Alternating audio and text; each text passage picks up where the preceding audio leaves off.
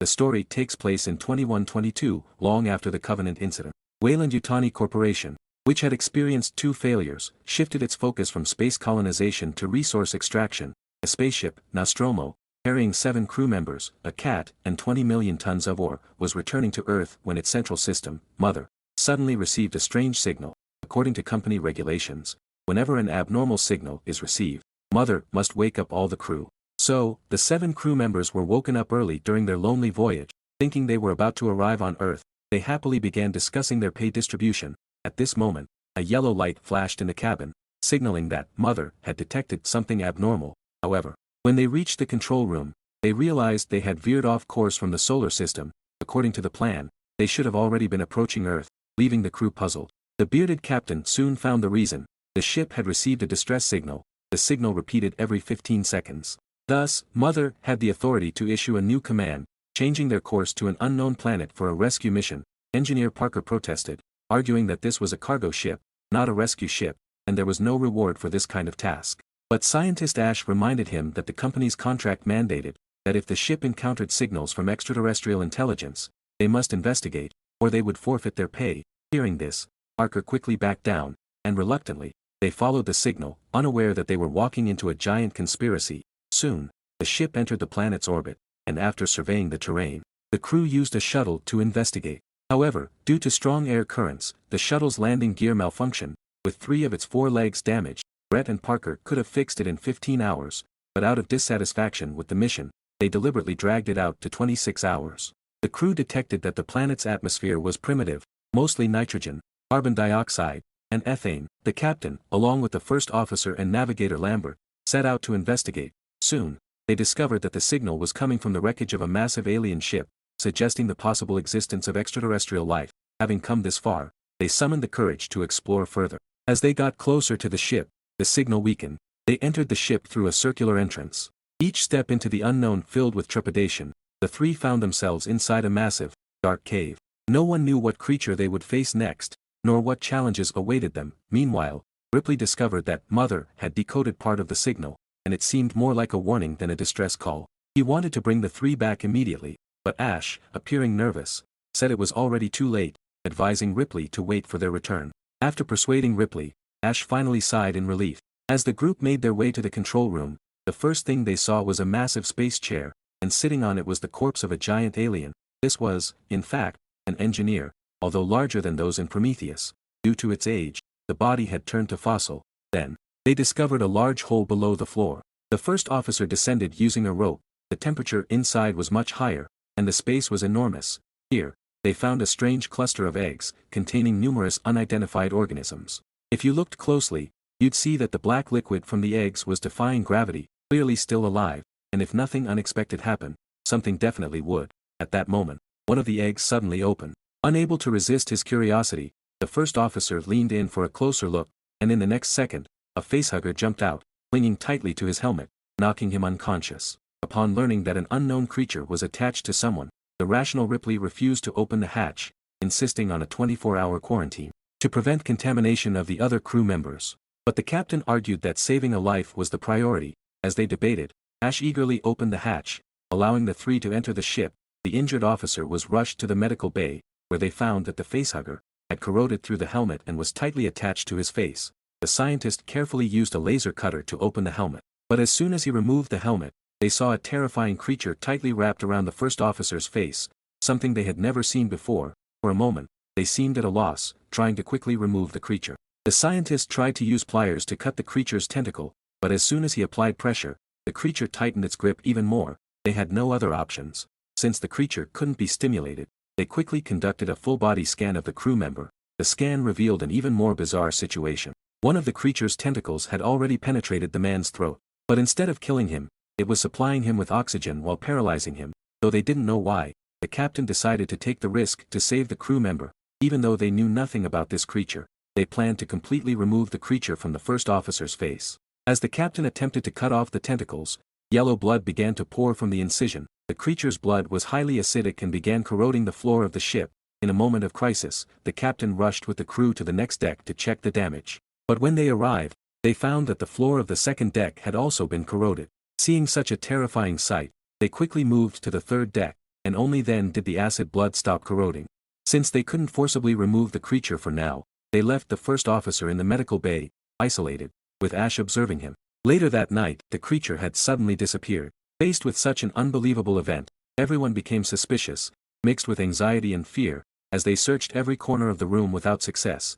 At that moment, Ripley was almost scared to death on the spot. They quickly approached to check, but upon closer inspection, the creature moved reflexively. But why did it suddenly die for no apparent reason? However, given that this highly dangerous creature had blood with such strong corrosive properties, Ripley believed they should get rid of it immediately. But Ash wanted to take it back to Earth for further study, believing it to be a completely new alien species. The captain agreed with Ash's proposal, but Ripley strongly opposed the decision. He told the captain he didn't trust Ash and believed he had done many things that weren't according to protocol. At this point, the ship's malfunctions had already been repaired, and after confirming that there was no intelligent life, they prepared to leave the planet. As the crew gathered to discuss freezing the first officer, the unconscious first officer miraculously woke up. He appeared to be fine and even prepared a hearty dinner. Whether it was due to happiness or hunger, he seemed to have a particularly good appetite. Ash, however, kept watching the first officer closely. After a while, the first officer suddenly began acting strange. The crew thought he was choking on his food, but the next moment, he collapsed onto the table, his body convulsing uncontrollably. Everyone was shocked. Just moments ago, he had seemed perfectly fine. Why was he suddenly having a seizure? His face was twisted in agony, his clothes were torn open, and a small creature, about the size of a fist, burst from his chest, terrifying everyone. Parker tried to kill it on the spot, but Ash stopped him. The creature looked around and, seeing that it was outnumbered, seemed to speak. Under the crew's horrified gazes, the creature disappeared from view, clearly planning to grow stronger in secret. With an alien creature now loose on the ship, everyone was worried. To deal with the creature, the mechanic made an electric gun, while Ash created a motion tracker. Whenever something moved nearby, the sensor would immediately sound an alarm. The crew then armed themselves and split into two groups, starting a room-to-room search. Even though it was just one creature, the dark and gloomy ship made it feel omnipresent. As they entered the dark storage room, the sensor reacted. The three of them followed the sensor's signal, quickly pinpointing a fabric locker. They immediately heightened their alert and prepared to catch it, but when they opened the locker, they were startled. It was just their pet cat hiding inside. To prevent the cat from interfering with their hunt for the creature again, Parker told the mechanic to retrieve the cat. As the mechanic searched for the cat, he found a strange skin, but he didn't realize it was the creature's molted skin, nor did he know that the creature was no longer the small one it once was. He then entered a dark storage room and found the cat. Just as he was about to call it over, the cat spotted the creature behind him.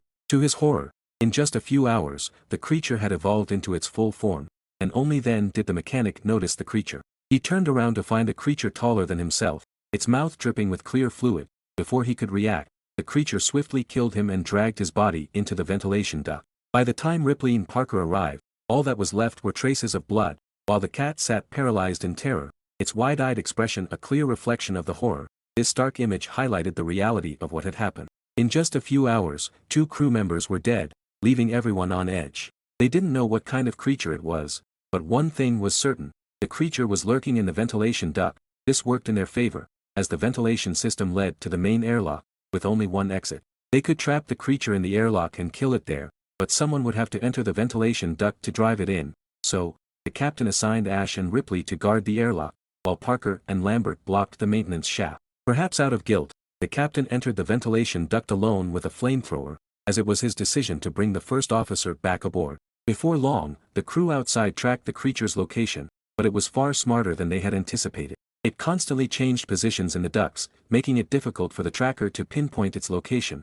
At that moment, the captain touched a puddle of slimy liquid on the ground, and the creature's signal suddenly appeared, closing in on him rapidly. The creature had blocked his escape with its ghostly speed, killing him. With the captain gone, the creature continued to show its immense strength, slowly breaking the remaining crew's fragile nerves.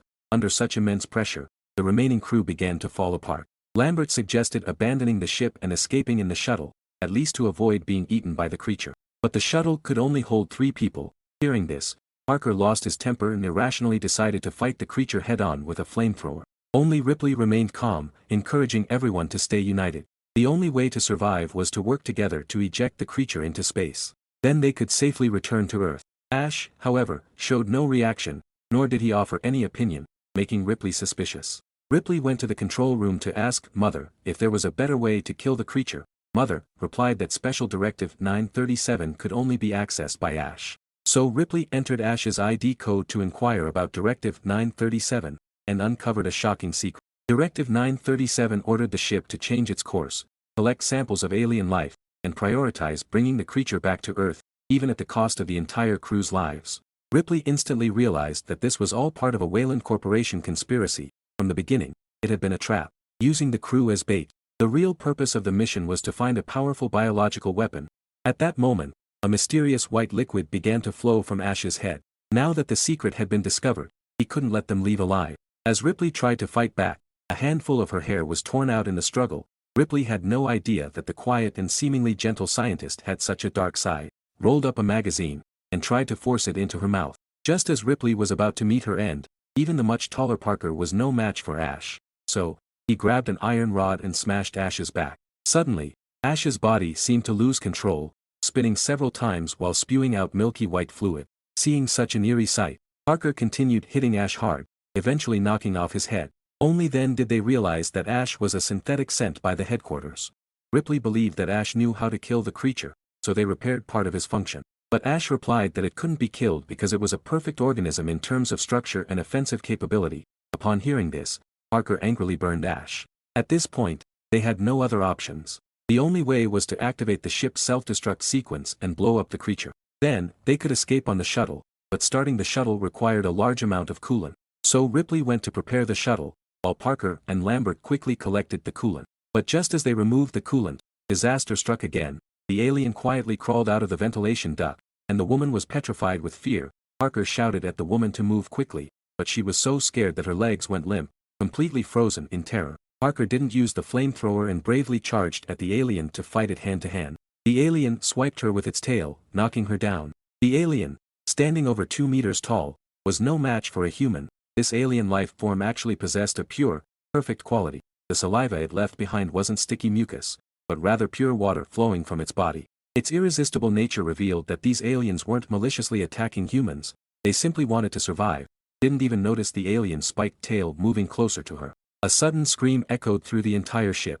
Ripley heard the scream and rushed to help, armed with a weapon. But before she could arrive, the screaming abruptly stopped. When she finally got there, it was already too late. The two bodies had gone cold. Without hesitation, she quickly ran back to the main control room. She immediately activated the ship's self-destruct system.